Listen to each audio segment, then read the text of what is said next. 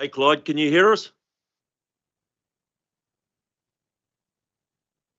If you can, you're on mute.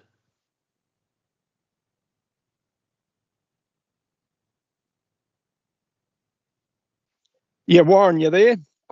Yeah, mate. Yeah, we can hear you loud and clear. Oh, good. No, I got through. Yeah. But could you hear me before or just now? No, just now. Okay, cool. Thanks for that. I'll catch you later. Okay. In a couple of minutes. I'll be there. Who's chairing today? Pamela. Okay, thanks. Yeah. All good, mate. Good to see you. Bye. Yeah, thank you. Bye.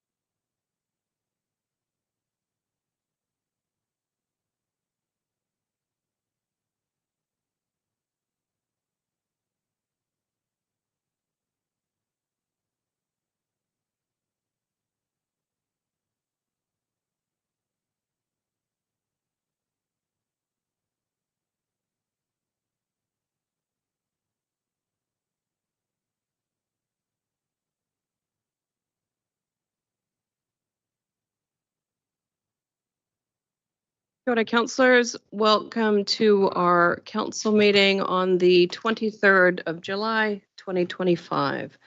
So we'll open with a karakia. Kia ora, Chair and councillors. Whakataka te hau ki te uru, whakataka te hau ki te tonga, kia makina kina te uta, kia mataratara ki tai, e he aka ana te arakura, he heo, he huka, he ho hu, ti hei mauri ora. Thank you very much, Mr. Chief Executive. All right, councillors, we've got our health and safety statement. We'll take that as read.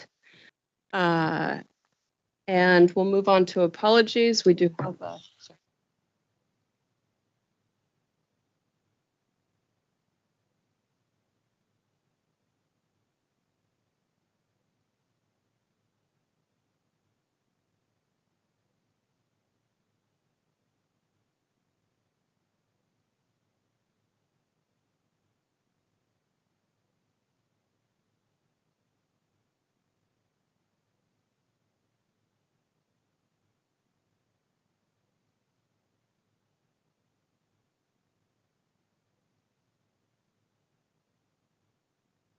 All right.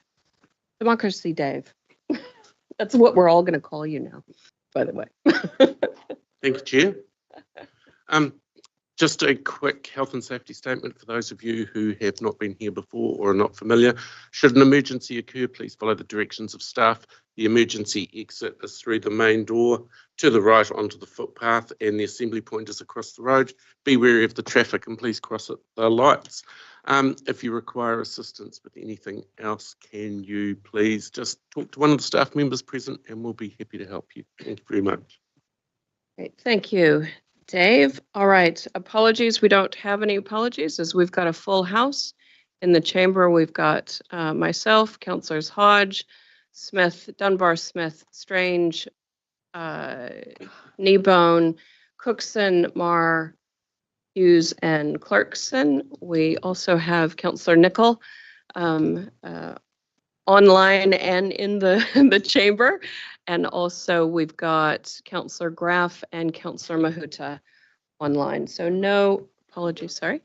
Oh, Councillor Down. Oh, yes, Councillor Down. Yes, I'm here. Thank you. Yes. We don't need to move because we're all here. There are no apologies. Okay, we'll go to confirmation of the agenda. I'm going to go to you, Chief Executive. Thank you, Madam Chair. So last night, councillors, I did send out an email indicating that I'd deferred one of the items on the agenda. That was item 7.8, related to the joint management agreement and co-managed land agreement reviews, on the basis that I'd had discussion with some councillors that there was some thought that we might have been going to a workshop prior, after it got delayed from the last meeting, prior to it coming to this meeting, just to have some further discussion and understanding. Some councillors seemed a bit confused for how the legal advice that had been tabled late before the last meeting was being incorporated, and what we were actually seeking from you today with regard to that legal advice. And I felt it was best to defer the item and have a workshop that will enable all councillors to be have a level of understanding, so when it comes to make decisions that they feel that they're in an appropriate space to be able to do so. Associated with that, it begs the question regarding the minutes of the meetings that's been held with Raukawa Te Arawa River Iwi Trust and with the Waikato Raupatu Trust, and I've had quite a bit of discussion with Marley about that. Marley, you might like to comment, but the recommendation is that we should probably defer that so we can get a common level of understanding of what's in the minutes, what the role of those committees are in terms of decision making and recommendations, and how it all fits together.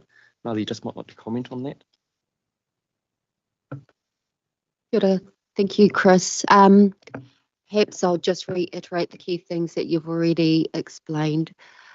we both agree that it will be really beneficial to everybody around the council table to have the opportunity to workshop the matters that have been deferred, so there is a shared understanding about process related to decision making and how it all fits together. Question, Madam Chair, if I may. Yes. That being the case, I spoke to you yesterday and would like to see the final articles brought to us with track changes, because that document is absolutely difficult to read and understand because of the disjointed nature of it. And that's not a criticism, but it's just not helpful. So can we have a look at those to simplify and make it quite clear? Thank you. Through Madam Chair, we'd be happy to do that. There's still decisions by council to be made about whether they would want to accept some of the legal advice, but I understand the requests being made, and we could certainly work up what it would look like if they were all incorporated in the first instance, and to be discussed at a workshop so it can come for a decision. Yeah. More important that we take the time to ensure that we understand all of the suggestions that have been made, all of the advice that we've received, and make sure that we're making a solid decision going forward. Councillor Mahuta. Note the advice, accept that, but that my expectation is we will consider this report before the end of this triennium, just to give it priority. Otherwise, at least it drag over. Kia ora, Madam Chair. Thank you. All right. So with those changes to the agenda, do I have a mover for the agenda? Councillor Strange. Seconding Councillor Smith. All those in favor? Opposed? Carried. All right. Disclosures of interest. Any new disclosures of interest from councillors or disclosures in relation to any matters before council today? No? Okay, so we'll go through our minutes.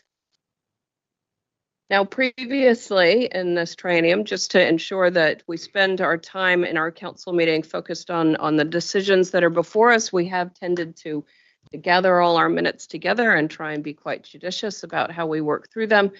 But I just want to make sure that, given we've had a few questions come up of late, I want to make sure we work through this appropriately and that everybody understands what's being approved or received or whatnot. So, Dave, take us through. Good morning. What I will do here is I will go through each set of minutes that we have before us. We will be focusing in this part of the meeting, obviously, on the open minutes only. And I will clarify whether we are confirming or receiving minutes. And I will also highlight if any of those minutes contain any recommendations for council to consider. So I will begin with the council minutes on the 24th of June, which is our last meeting. These minutes are on page 8 of your agenda and are before you to confirm them as a correct record. Do I have to confirm those? Councillor Marr and Councillor Hughes. All those. Oh, Tippa, did you have? Oh, is that just a thumbs up saying? Yep. Yep. So we've got a mover and Councillor Marr, a second and Councillor Hughes. All those in favor? Opposed? Carried. And then we go to 6.3, is that right? Yes, the next set of minutes that we are looking at is 6.3. These are on page 85 of your open agenda, being the Finance and Services Committee minutes from the 4th of June. These minutes are before you today to confirm as a correct record, and there is one recommendation to council, being approval of some forecast budget adjustments as set out in the report in the agenda, and also utilising the surplus for a number of initiatives as well. I can read those out if you would like. Yes. Happy to Councillor speak to Hughes. Madam Chair or the Chief Executive might. Because there's he's driving these, but really these spending that's been by the Finance Committee is in order to make the organisation efficiently as part of the process. Attachment. The rest of it is for making sure that we're getting value for money. That was approved. Surplus that's able to be generated last year's operation. So yeah, nothing much else to comment apart from no, that's probably. Happy to move that. Yes, happy to move. Happy to second. And Councillor Mahuta, all those in favor? Opposed? Carried. Our next set of minutes before us are minutes from the Regional Transport Committee meeting held on the 9th of June 2025. These minutes are before you for receipt only. There are no recommendations to Council to consider. Page 138 of your agenda. Councillor Downard, did you want to speak Yes, to this? happy to move it? Madam Chair. Right, moved by Councillor Downard. I got a second. Councillor Strange. All those in favor?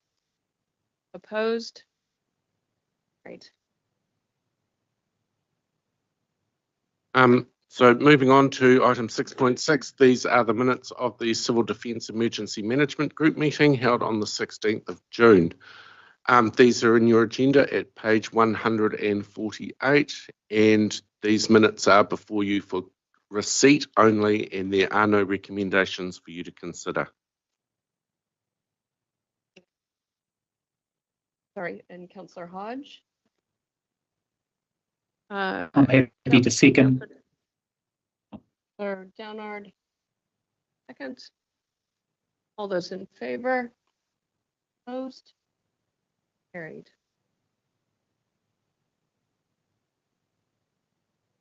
The next set of minutes before us is the Risk and Assurance Committee meeting held on the 18th of June.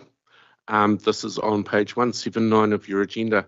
These minutes are before you for receipt only. There is a recommendation from these minutes for Council to consider, and these have been tabled as a separate item, which is 7.6 on the agenda, which will be discussed later in the meeting. So just to reiterate, these minutes are only for receipt. There's no actions or recommendations to consider.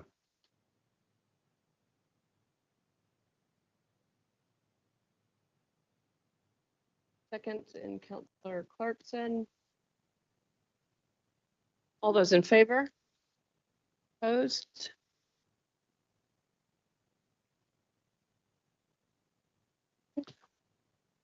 6.8, these are the Strategy and Policy Committee minutes from the 19th of June on page 191 of your agenda.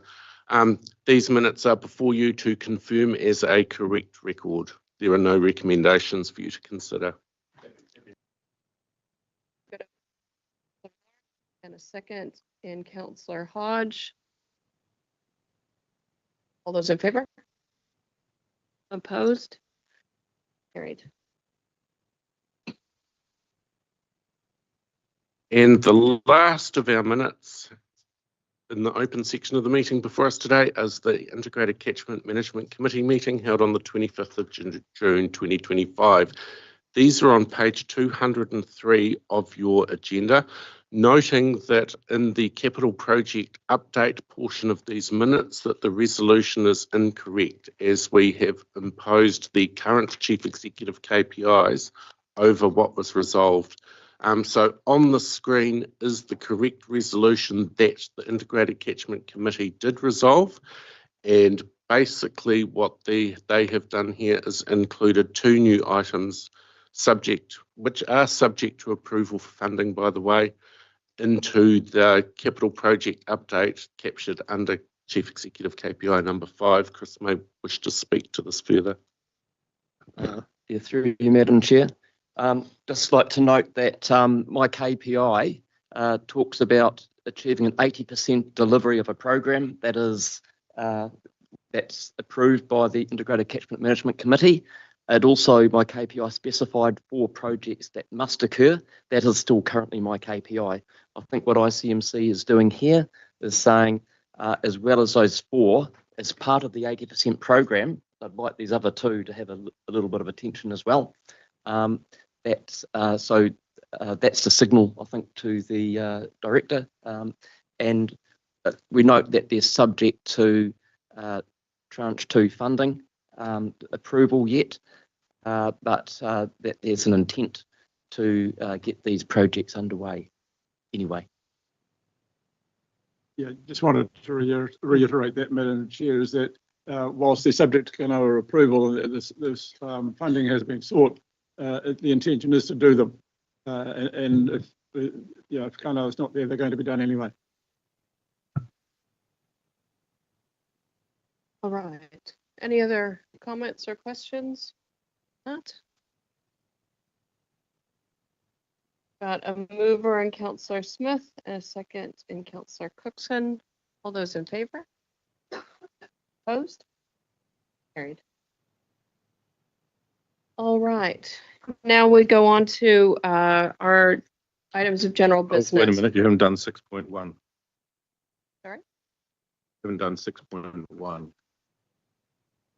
That No, was that one, that was deferred. the Kawa one wasn't deferred. That was, There's- we'll include that in the workshop that we're doing with the So all JMA 3. material.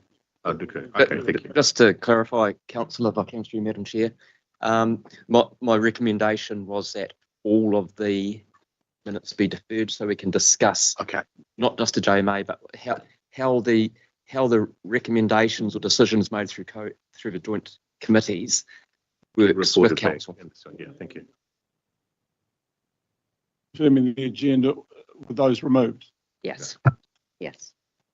All right, so we'll now go to item 7.1. This is on page 210 of your agendas.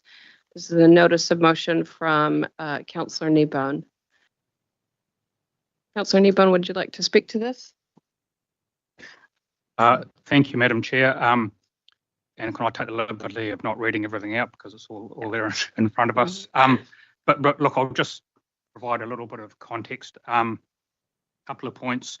First point is I respect the decision of council, but I do note, as we all did, that there were 2 voting members not present. In my view, it therefore didn't reflect the democratic decision making. Well, the view of council. I appreciate it, respect it, acknowledged the decision on the day, but and to my mind, it was always going to come back and bite, because clearly there's differences of opinion on whether we should or shouldn't be a member of LGNZ. So yeah, point being, I don't believe that decision reflected the will of council as a whole. The second point, Chris, I acknowledge you made it really clear why you wanted us to make that decision, but the others of you that didn't, despite the opportunity by the chair, didn't explain on that day. And I've got to be honest, I've gone back and listened to the minutes. So there were only 1 speaker against that supported that motion. And I respect the decision, but I'm still a bit confused. And the reason is that I know, Robbie, you've gone to, and I'm not trying to single out, you've gone to lots of LGNZ stuff in Zone 2. I note that 2 of you guys were down to go to the regional sector conference, which tells me that you must see some value in it. And I note that you guys only pulled out after that decision was made. So I guess the point I'm making is that I'm still not 100% sure as to why that decision was made. From a personal perspective, I acknowledge that we're a big council. We possibly could go it alone, just as Auckland has. But my view is, and in my constituency, Otorohanga with 3,000 urban ratepayers, Waitomo with 3,000 urban ratepayers, they're not big councils. They can't go it alone. I think we've got a responsibility as one of the bigger councils to work collectively on issues where it's beneficial to work collectively. And I guess just the last point, I see there's nearly 900 emails have come through encouraging us, reference to me, not to put this recommendation that I'm putting today. I just want to make it noted for the record that I haven't had any pressure in any way whatsoever. I don't have one single email pressuring me to make this decision, but I have got nearly 900 pressuring me not to make this decision. So that's the only pressure, and I welcome a Lagoima look at my emails to back that up. I haven't had one single email yet. So I'll leave it there, Madam Chair, and move accordingly. Yeah, thanks. Do I have a second for that?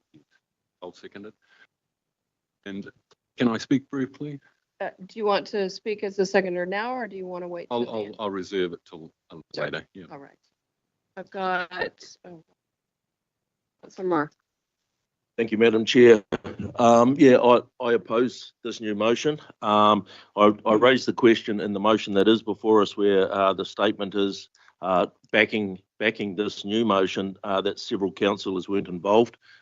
Sure, you've just qualified that as basically incorrect information. There were obviously 12 votes recorded. There were 13 people that heard the process that we went through.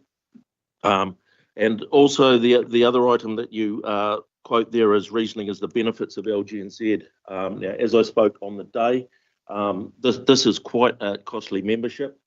I did ask for some more information. It's now been disclosed that there's another at least $6,500 last year added to that 122. We've also discovered that staff have spent 554 hours on the Te Korawai review. Now, that's a horrific amount of staff time that we weren't aware of originally. Also, looking at the benefits that LGNZ themselves proclaim, there's a number of things. They say that they save councils and ratepayers money by supplying templates, standing orders, code of conduct, various governance guides. These all exist within WRC already. It's not something that we need to lean on LGNZ to provide for us. Develop policies and submissions. Now, WRC has in our Science and Policy and Information Directorate 17 policy writers. So again, and we also have skills also in finance and community and services and ICM of policy writers. So again, I reject that as a reason to belong to them. They do network, that is true, but we also are a member of the Urakaihika, which is more regionally based and I believe is more relevant to this council. They're a Kona now. There are over 1,400 elected councillors and mayors in the region, and only 500 actively use the Akona system. 200 are made use of the skills analysis tools, and a number of them have access to e-modules. So again, that's less than a third of the number of councillors and mayors, etc., around the country. So the benefits just aren't there for me. LGNZ's money management, we saw them lose over $500,000 in 2023. We saw them lose over $250,000 in 2024. They are now back in the black by $5,000 this year, so possibly good news in that space. They're also $1 million less in the bank than they were in 2024. That Te Korawai, that has lost money every single year for the last 3 years, 189,000 in 2023, 125,000 in 2024, and 81,000 in the last year. This isn't an organisation with any financial acumen as far as I can see. So I'll leave it there. They do commission research and stuff like that from Infometrics, but as we all know, we get this information directly ourselves. We've had Brad Olsen talk to us on a number of occasions. So again, something that I don't see real benefit in. And for those reasons, I won't be supporting this motion. Thank you. Councillor Strange. Thank you. Yeah, as the original mover of the motion at the last council meeting, happy to support the motion on the table as well. Yeah, it's fantastic that we're hearing rationale from those against this motion today. As Councillor Nanny-Bone said, it was disappointing to not hear any debate last time or much rationale last time at the original decision. Yeah, just want to pick up on a few points that you've made, Councillor Ma, around Te Korawai. it's my understanding that you're a member of CIRC, as are many of the others who are voting against this motion. And it's also my understanding that at CIRC, you oversee things such as Te Kurawai and that sort of thing. So I find it intriguing that at this stage you're against Te Kurawai when for this whole trinium you've been for it. That would be my first point. When things get tough and we see things that we don't agree with, is it a good thing just to walk away, or is it better to stay and influence? In my opinion, leaving LGNZ at this time when there's strong central government political backlash, especially against regional councils, going out on our own is not a wise decision. We need to be in the tent. We need to be in there influencing, making decisions, and not walking away when things get tough. As Councillor Kneebone also said, you know, regional leadership is about, as a bigger council, showing our smaller councils that we know the way forward as well, and LGNZ provides that leadership for us as well. What hasn't been mentioned though is the staff benefits. You've talked about, Councillor Ma, our in-house staff capability. Probably what we don't see is all the benefits that are provided to staff in our very stretched directorates such as democracy. Especially coming up to local elections as well. Next trinium, we may have some new councillors around the table. The induction program that LGNZ supports and provides resources for is of immense benefit to our staff and their staff time. I don't believe that we have sufficient in-house capability in that area, and LGNZ does provide wraparound support in that. You mentioned ACONA, the online training and development for elected members. It is disappointing that more people don't take that up. It's a fantastic resource and I've used it myself quite a lot. Lastly, yeah, I do think that you know, we are fantastic leaders within the Waikato, and us pulling out now doesn't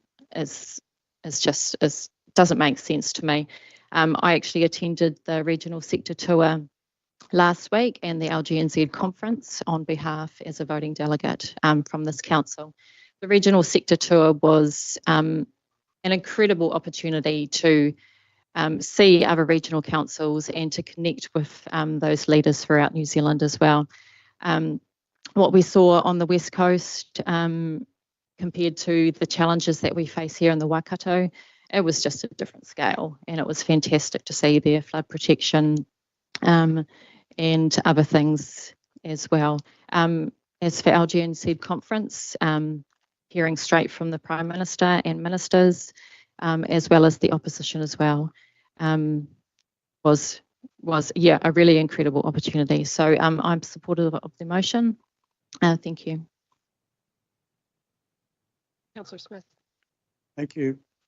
When Councillor Hughes brought this matter to Council a couple of months ago, I seconded the motion that asked for some discussion and background on the benefits to Waikato Regional Council and therefore the ratepayers and community within the Waikato region belonging to local government. As a result of that, Council brought members of Local Government New Zealand to a presentation, and I must say that I was horrified with the presentation from the board member, who was completely unprepared and I believe unprofessional in his delivery of to us. The only shining light that day, I believe, was the Chief Executive of Local Government New Zealand. Then she told us that she was leaving the organisation within 2 weeks. I abstained last month because for some years and I've been a councillor now for nearly 18 years, I have been concerned about local government New Zealand and its benefit to the local government sector and to the Waikato in particular. I wasn't sitting on the fence, as that kind note that was put here by somebody as a joke before the meeting today. I was not convinced of my position and the benefits to council. So I met with the chief executive following that resolution to leave council last month. And I was of the still very much undecided, but something the chief executive said to me was that he believed, and I'm sorry if I misquote you, Chief Executive, but there was benefit to us, the council being a member, for the benefits gained from the regional sector. On that basis, but only just, I signed a notice of motion to bring this matter to the table. Subsequent to that decision to sign that motion, I have actually lost confidence in local government New Zealand. And I'm not going to go into detail, but the reality is I can no longer support the notice of motion and will not be doing so today. Thank you. Councillor Hughes. You've phoned, rung and emailed me. Thank you very much, but I've ignored it. I've come to my own decision and it's based on my own thoughts. Thank you very much for the pressure. Was it worth it? Thank you, Madam Chair. Firstly, thanks to Councillor Kneebone for acknowledging that I did actually speak to the motion last time, and also for the kind offer to take his attendance at the recently held Local Government New Zealand. So thank you, Stu. Going on your tab would have been good if you were going to pay all my expenses, but so be it. As the original mover of the motion, nothing has changed as far as I'm concerned. I believe local government New Zealand has become extremely political, has swung far left and lacked professionalism. The President has lost touch with reality and does not represent the views of my constituents. I talk within the community. This is a very strong message that Waikato Regional Council should get out of LGNZ as soon as possible and reduce costs accordingly. I believe if LGNZ continues to exist, it needs to reevaluate itself and is not committed to being, as it is not being committed to being under the new government at the moment. They are ignoring the direction of travel which is being signalled. The organisation's job was to represent local government to central government to obtain the best outcomes and provide professional guidance and upskilling. Its focus is on education and professionalism. From what I see and hear, I believe that professionalism is lacking from LGNZ.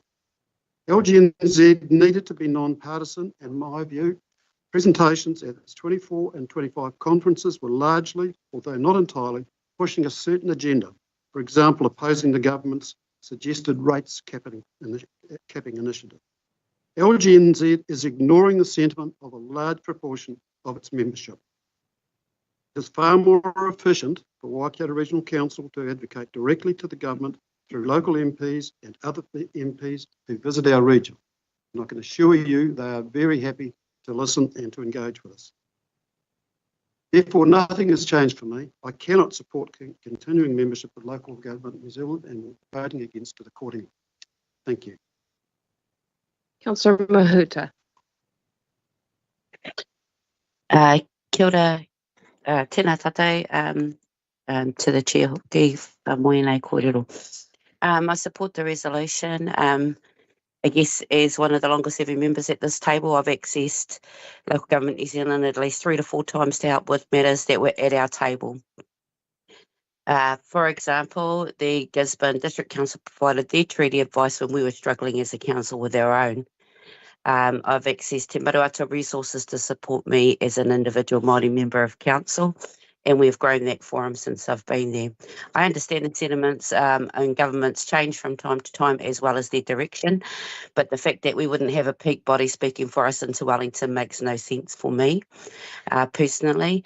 If it was the case that we have all the resources in our council to make the decisions of council, I fail to see why after 3 years and in JMAs, we need to have workshops about them. If I was to follow the logic of councillors sitting at the table, if we have all our own embedded advice, why aren't we listening to it? Sometimes we do need to know what the rest of the nation is doing, and I don't think we have strong enough regional relationships with our own TAs to say we're providing leadership at our level, let alone not joining with other regional leaders. So moko ake nei, I'd support the resolution. We stay members. Kia ora. Councillor Dunbar-Smith. Yes, I voted to leave Local Government New Zealand, and I continue to hold that stance. I'm interested in reducing unnecessary expenditure, and this, to me, the money spent on Local Government New Zealand is not worthwhile. I note that Auckland and Christchurch have already left, and that we have the regional representation through Te Irikihika. But also, I've been concerned about Local Government New Zealand since the Stop Three Waters campaigns. It's been increasingly a pro-left organisation, and this is not my opinion. This is the Waikato Times quoting Bryce Edwards, who said that LGNZ is increasingly perceived as aligned with the liberal pro-treaty side of the public debate. This has alienated lots of councils who aren't on board, and so for that reason, I believe that we should not be a member. Thank you. Councillor Nicol. Kia ora, everyone. I see that there are people around the table who don't see value in many parts of LGNZ. I think the debate, sure, have it. I think it's the wrong time in this triennium to have that debate. I think that the councillors of this council have benefited from everything from the induction, throughout conferences and so forth. If the next council, early next triennium, wishes to make that decision, power to them. But I believe that we've benefited this time. I think we run the risk of councillors next triennium perhaps taking up opportunities with LGNZ and having to pay a higher cost because there are non-member joining options of various things, and we know councillors do what councillors want to do. So I just worry about the savings not being quite as quoted. And on the numbers as well, I see the number 122,000 quoted a lot, but actually it's 80,000 or just over, which is the base fee. The other things that we've chosen as this council to do, whether it's te korowai or going to events and so forth, are individual decisions. And so I have no problem with the base fee to give the next council the opportunities and have that council make those decisions one by one as we've had the benefit of doing. Thank you for that, councillors. I suppose from my point of view, I voted to stay in LGNZ last month. My view remains the same. When I think about, as Councillor Murray, you talked about Te Ura Kahika, I think we need to remind ourselves that Te Ura Kahika is an operational organization. It offers no opportunity for governance to come together. And that is what the regional sector through LGNZ offers. And so I don't think it's a matter of that will suit our needs. I suppose the other thing I focus on, and if we're talking about value for money, one of the things that LGNZ conferences, regional sector group, Zone 2, offers is an opportunity to bring together elected officials from across this region. And we all know how big and complex this region is. We have more local government than any other region in this country. So the opportunity that LGNZ gives us through Zone 2, through regional sector, through conferences, through the all of government gatherings that all of local government gatherings that they host, is it gets all of the Waikato in one room. And so if we want to talk about cost effectiveness and efficiency of being able to get around this entire region, that's what LGNZ offers to this council. And I think when we look over this triennium of the progress we have made as an entire region coming together, some of that has happened because of the relationships that have been built through the opportunities that LGNZ offers, bringing everybody together in a room. The other thing that I see as really positive with regional sector group in particular is the access, and I said this last month, the access to government officials and the access to ministers. And what's really powerful about that construct in terms of that access, as opposed to us as a single council contacting ministers or ministerial officials, is that those officials and those ministers that come to regional sector get the totality of the view across all of regional sector and unitary. And so the ability to influence direction is much stronger in that context than Waikato Regional Council asking for a singular meeting. When we talk about the training opportunities, and I do find it interesting that some who are voting against this membership have been some of the most involved in taking up every opportunity, raising their hand to attend every single conference, speaking openly about the value of the infrastructure symposium. It's interesting to me that now all of a sudden at the very end of the triennium, we now don't see value in something that we have attended many, many times. So I think it's an interesting change of position. I suppose the other training opportunity I would just highlight is that next triennium, LGNZ is going to offer a chair's school. They've always offered a mayor's school, but they haven't always offered a chair's school to regional sector. And that's one thing that they're offering next time. Now I can speak as a first-time chair of a regional council. It can be a daunting task. And the opportunity to sit alongside other chairs to develop those relationships where if you're wondering how to proceed on something, or if you'd like some advice, you want to check in, you need a little bit of support, those relationships across the country are really valuable. And it would be really sad, in my view, if whoever is the next chair of this council doesn't have that opportunity. So I remain committed to our membership at LGNZ. I think that, as Councillor Nicol has raised, to leave at this last moment really does not create an opportunity for the next council to make their own decision around what they choose to engage with and take up the opportunities. Personal support for personal growth and development, for professional support, growth and development, and for the collective of not only this council, but this region in all of its complexity. So that's my point. Councillor Mark. Thank you, Madam Chair. Just a couple of things in listening to the input that's been going on around the chamber. I just note that you know, some members are being critical now that we are this late in the triennium, but to me, it means that councillors have exposed themselves to 3 years of LGNZ, and that is what they're basing their opinions on.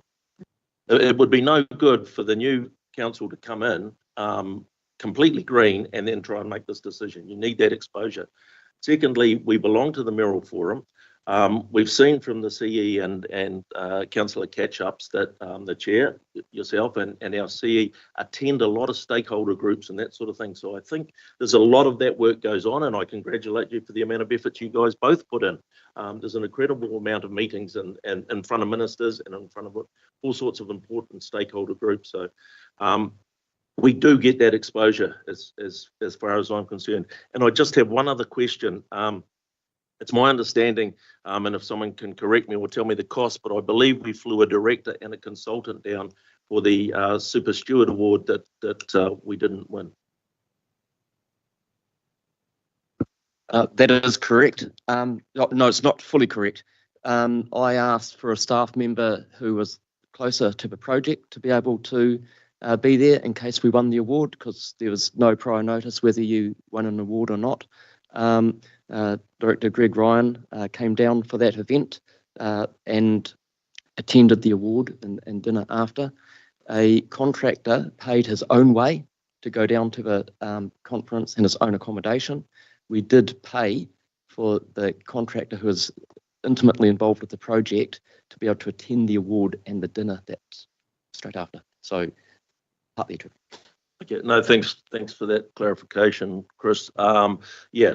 It's just for me, when we saw how important the costs were and the issues that were for some of us councillors, that we had our CE and 2 other councillors in that space and could have attended. I find it hard to justify the need to fly a ELT director down and then also support a contractor. Thank you. Councillor Cookson. Thank you, Madam Chair. I'll take it that some of those points that you made just previously were pointed at me. I was a first-term councillor that's fully immersed myself in this organisation over the last 3 years, and every opportunity I've had to learn more and become a better councillor I've taken on board.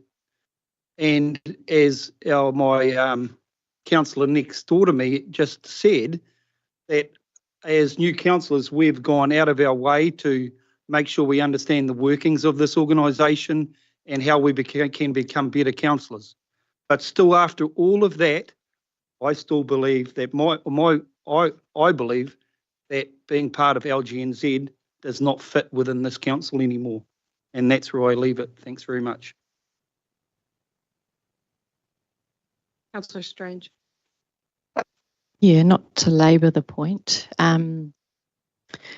but just with the recent regional sector tour and LGNZ conference and the late pulling out from 2 members around this table and the costs incurred due to that late pulling out, I imagine would be quite significant as well. So if we're talking about cost efficiencies and saving the ratepayer money, perhaps earlier decisions could have been made around that attendance.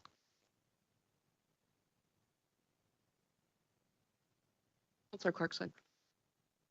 Yeah, I just wanted to speak in support. I will try not to, we've heard so much already from people and the 2 sides have been canvassed widely, but I did want to just reiterate a few points.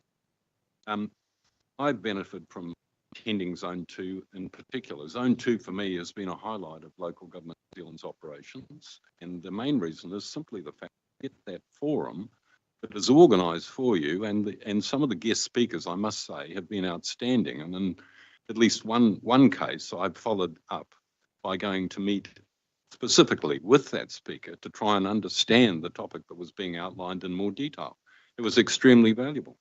That was the RMA reforms and Dr. Mark Davey, who spoke at the last Zone 2 meeting.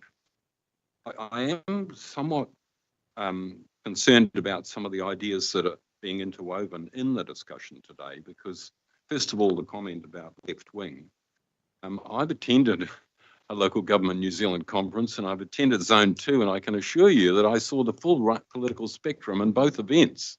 I just can't understand where that concept is coming from. And of course, there are people of all political persuasions who turn up at those meetings, and you get the full range of viewpoints. And again, I wanted to reiterate, this is the whole point of having a collective approach to things, is you can test ideas and debate ideas and hopefully come to some collective view on what the way forward might be.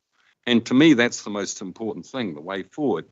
I've been a student of history for most of my life, and I've learnt one thing, and that is that the policy of isolationism, which is well known in historical circles, has never been a great winner.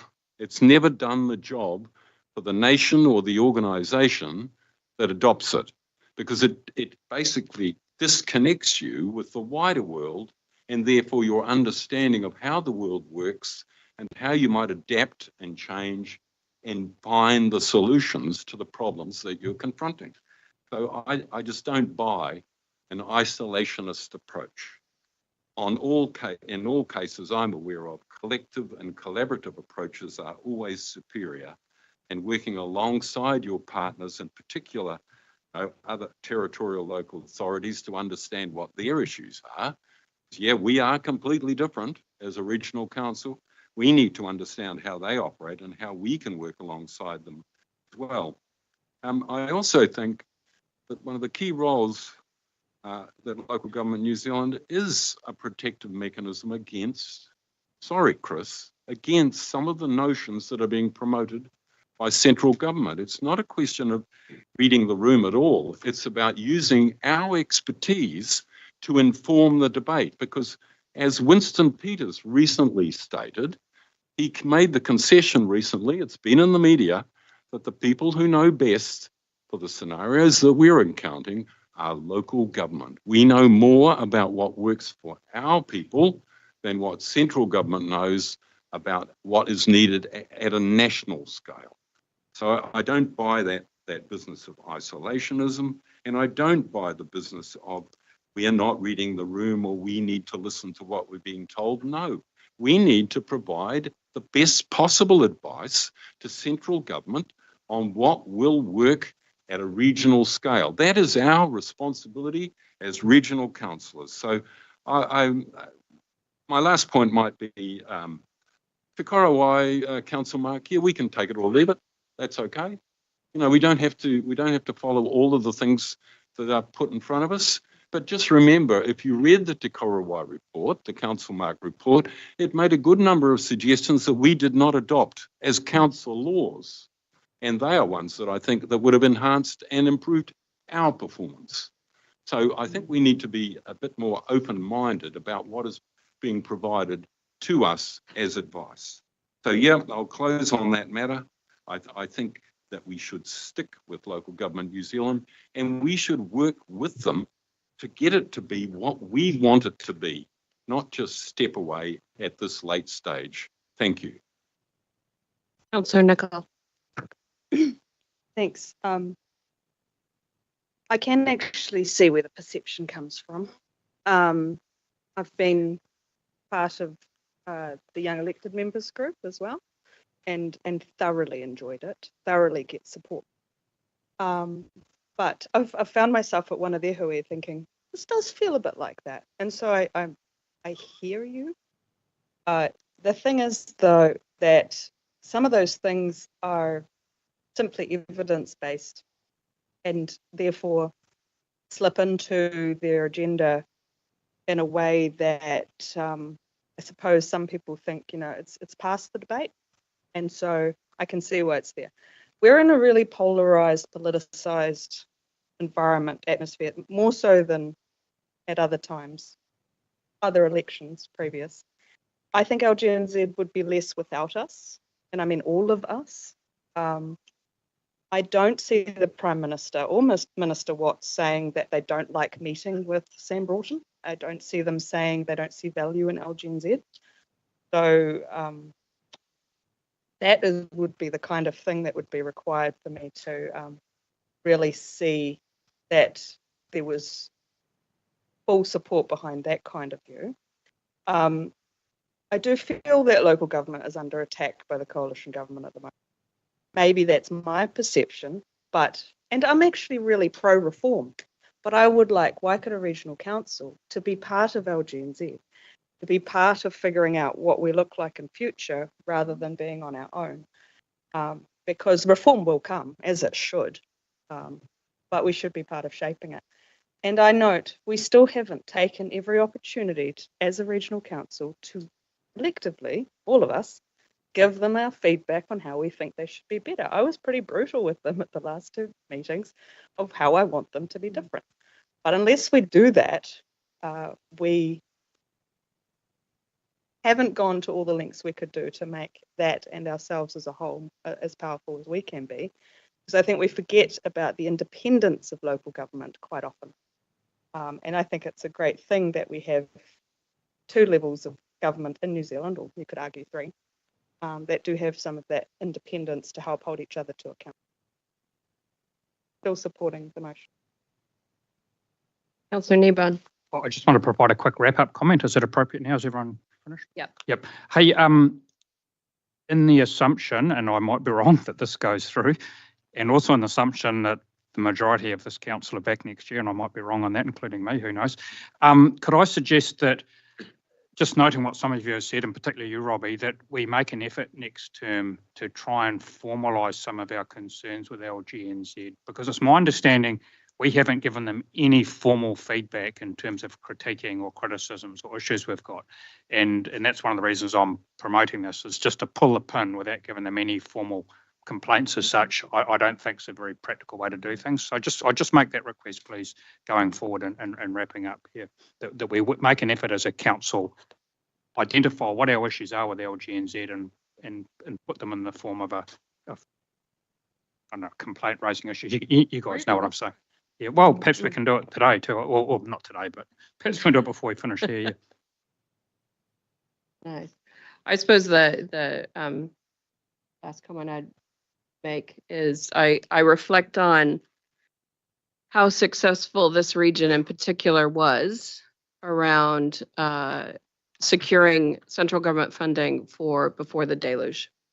That was a piece of work that the regional sector pulled together.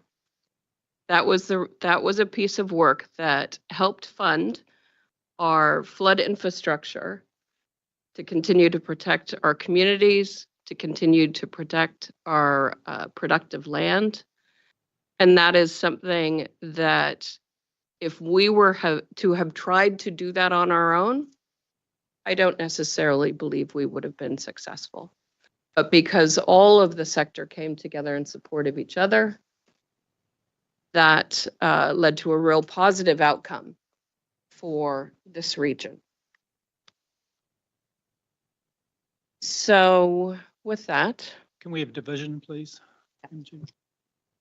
we've got a mover and a seconder. Democracy, Dave. Do the division. I don't know that I've ever had this much to say in a meeting, but let's see how we go. So a division has been called. Just to clarify, if you support the motion, council will be LGNZ members. If you oppose the motion, council will not be LGNZ members. So I'll call your names now, please, one at a time. Can you use your microphones and please clearly indicate whether you support, oppose or abstain from the motion. Councillor Strange. Support. Councillor Clarkson. Support. Councillor Cookson. Oppose. Councillor Downard. Oppose. Councillor Dunbar-Smith. Oppose. Councillor Graff. Oppose. Councillor Hodge. For. Councillor Hughes. Oppose. Councillor Kneebone. Support. Councillor Marr.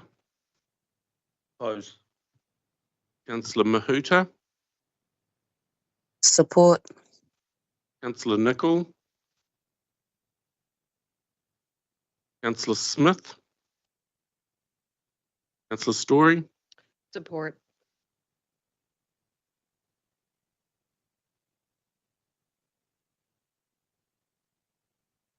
The vote is tied 7-7. So Waikato Regional Council remains a member of LGNZ through the end of July. We have been a member of LGNZ this entire triennium. I remain in support of our membership, and I will cast a casting vote for the motion. On that basis, the motion is carried. All right, thank you very much, councillors. We'll now go on to, we've got an addendum to the agenda that, I don't know if we refer to this as an item. Item 7.9. We're going to skip forward to that. So this is the Waikato. All right. Well, I get something.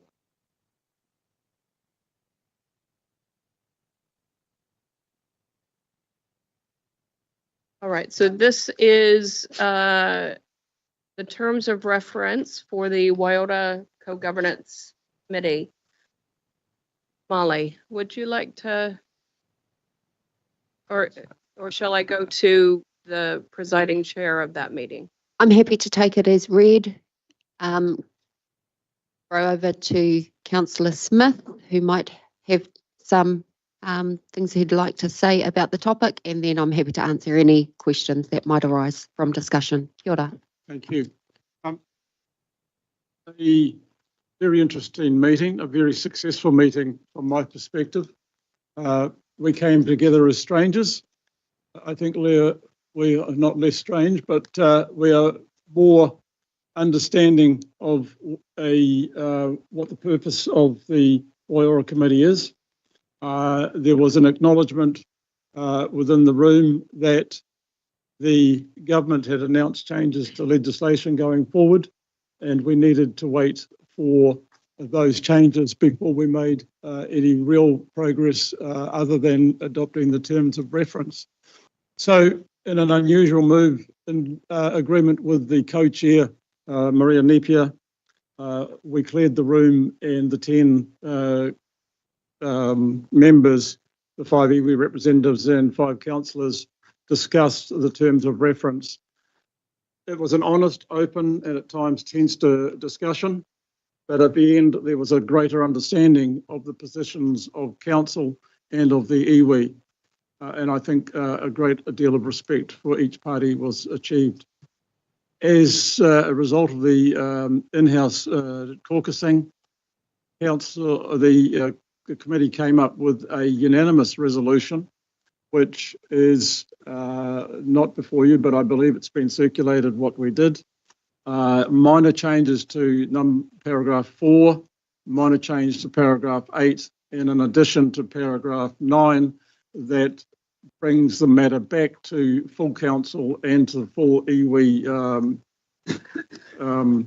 boards should there be a dispute if all else fails. So there was no significant departure from the intent of what the terms of reference are, and I would be happy to move the resolution, just making sure that it's not been changed, and ask for unanimous support around this table in a way forward, and it would be an incredible signal to not only our treaty partners but also to the community that we are on the right track.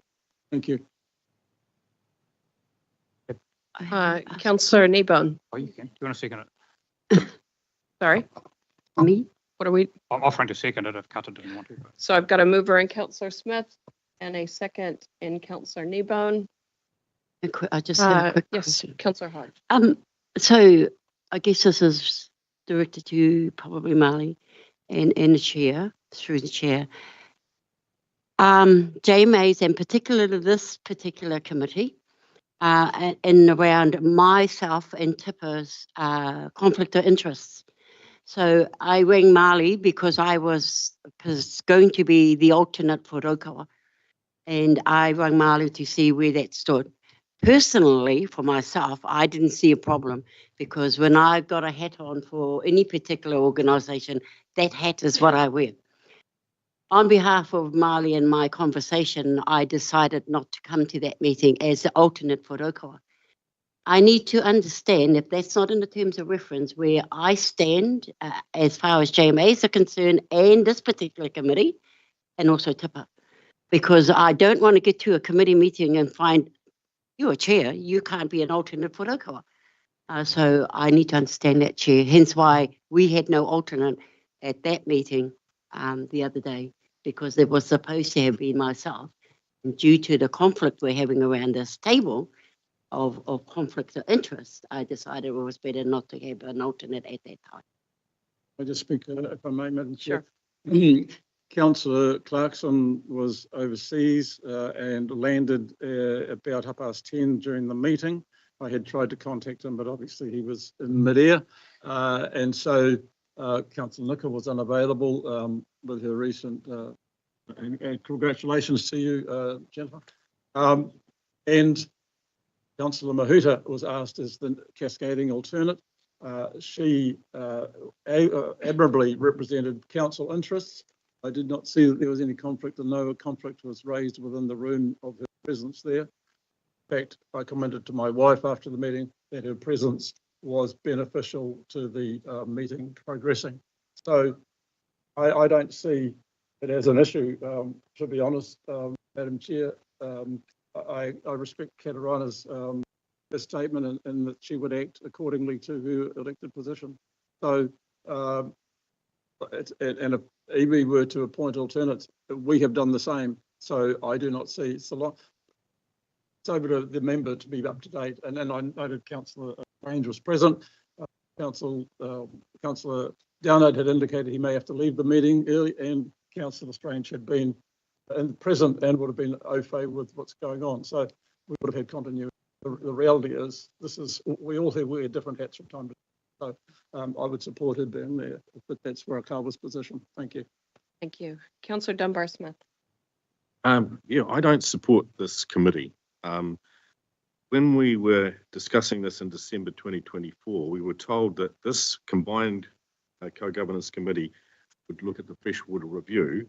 The alternative is 5 separate joint management committees that will convene independently. I've been observing the JMA minutes, and we are continuing to have separate briefings for each of the JMAs on freshwater policy. So we're doing 5 of those plus this committee as well. This committee is not a JMA committee as per the legal opinion. It's a political decision to bring this together. And I personally don't think it should be called co-governance. It's a co-management committee. So I won't be supporting it. Councillor Clarkson. Yeah, I just wanted to give my sincere thanks to Noel for stepping in the way that he did. And yes, I was still slightly mid-air at the time that the meeting started. And we know there was an issue with that particular date. I'd already made an arrangement away overseas.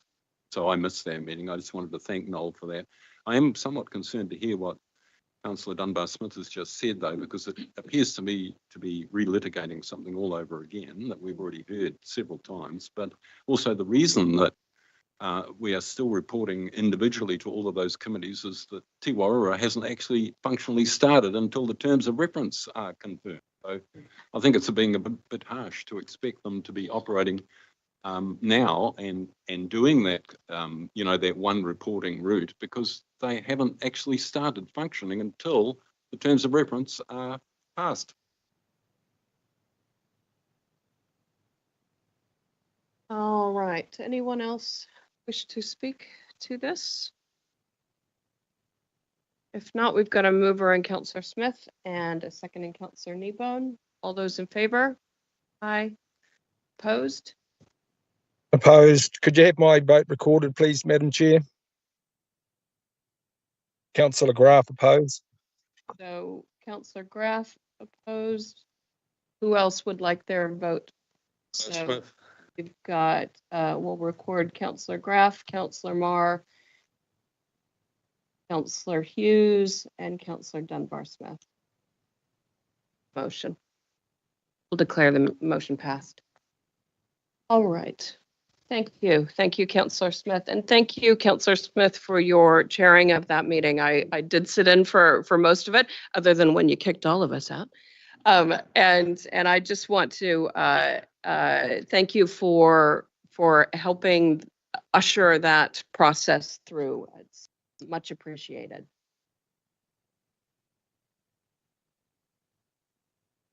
All right.